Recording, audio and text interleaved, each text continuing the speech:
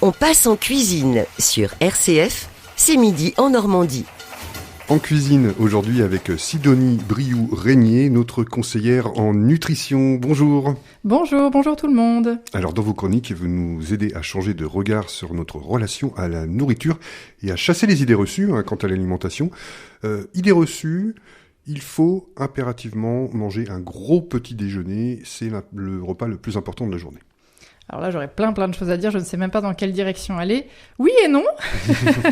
C'est toujours la petite réponse de Normande au changer. début de chaque chronique. En fait, le petit déjeuner, effectivement, est très important parce que la façon dont ce que l'on va mettre dans son petit déjeuner et la façon dont on l'aborde peut avoir un impact sur la journée dans son entièreté, sur les autres repas, sur les envies de la journée. Le mot petit déjeuner, en fait, déjeuner, techniquement, c'est déjeuner. C'est-à-dire qu'on a jeûné la nuit depuis la veille au soir et on déjeune. Donc, dans l'idéal, ce qu'il faut mettre dans sa bouche et dans son ventre à ce moment-là, c'est quelque chose qui aide à déjeuner. Et donc, ça va plutôt être des protéines et des graisses pour que ce soit pas trop brutal, en fait. C'est-à-dire que si on se met à prendre un petit déjeuner très sucré, gargantuesque, c'est pas forcément la quantité. C'est sucré. C'est le côté sucré. C'est-à-dire que le sucre le matin, c'est un peu comme si on réveillait le pancréas en lui mettant un gros coup de poing dans la figure. Quand on mange très sucré le matin, ce qui peut se passer, c'est qu'on peut se sentir calé quand même sur le coup parce que ça reste du sucre, mais ça va vite redescendre et puis ça fait comme un pic de glycémie, ça redescend. Et les conséquences, c'est qu'au bout d'une heure, 2 heures ou en fin de matinée, on peut se sentir fatigué, irritable, avec des sautes d'humeur. Donc pour les collègues, c'est pas cool. Et en fait, ça veut dire que le petit déjeuner n'est pas adapté parce que l'idée du petit déjeuner, c'est d'avoir un repas qui va nous tenir, où on va se sentir bien en le mangeant, parce qu'il faut aussi la partie plaisir, c'est hyper Bien important. Sûr. Juste après le petit-déj aussi, il faut se sentir bien, il ne faut pas se sentir lourd, il ne faut pas se sentir saturé. Et sur un relatif long terme quand même, parce qu'il faut tenir jusqu'au midi ou jusqu'au prochain repas.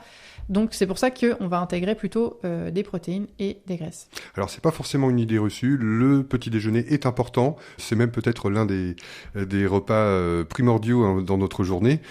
Alors, va falloir m'aider parce que moi, j'y arrive pas. J'arrive pas à manger le matin. Moi, je me fais mon café au lait et je ne peux rien avaler. Comment je peux petit à petit incorporer justement des aliments, pour le coup, qui vont m'aider à tenir la journée?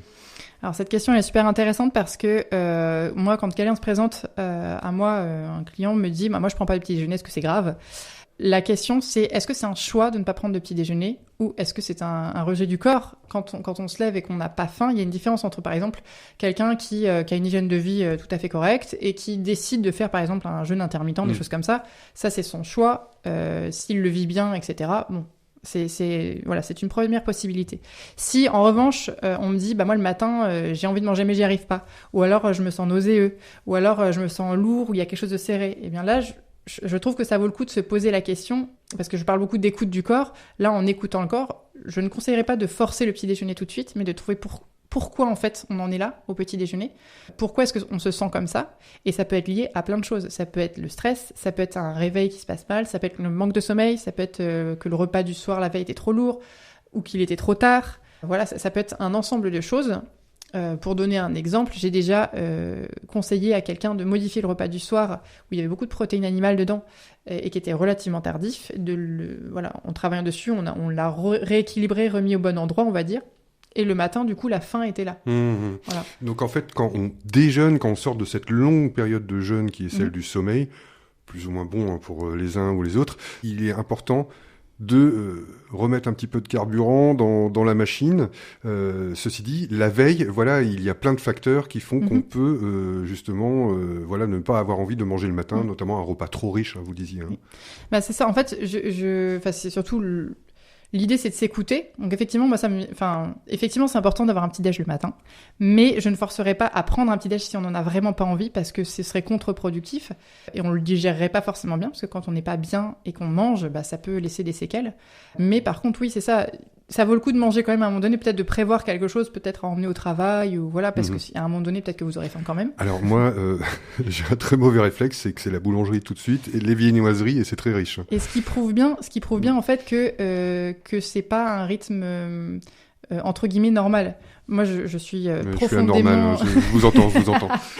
Non, mais je suis profondément convaincue que un corps et des émotions qui fonctionnent bien ensemble, on ne devrait pas en arriver à avoir envie de manger ces choses-là. Et quand on en est là, c'est que soit on a trop faim, c'est-à-dire que quand on a très très très très faim, souvent c'est pas des haricots verts qu'on a envie de manger. Non, voilà. Genre là, par exemple, c'est plutôt la viennoiserie. Il y a aussi, ça peut être l'addiction au sucre. Hein, je sais pas, voilà, je ne vous connais pas personnellement, mais ça peut aussi être ça. Mais en tout cas, je pense que ça vaudrait le coup effectivement de se reposer la question sur l'équilibre entier.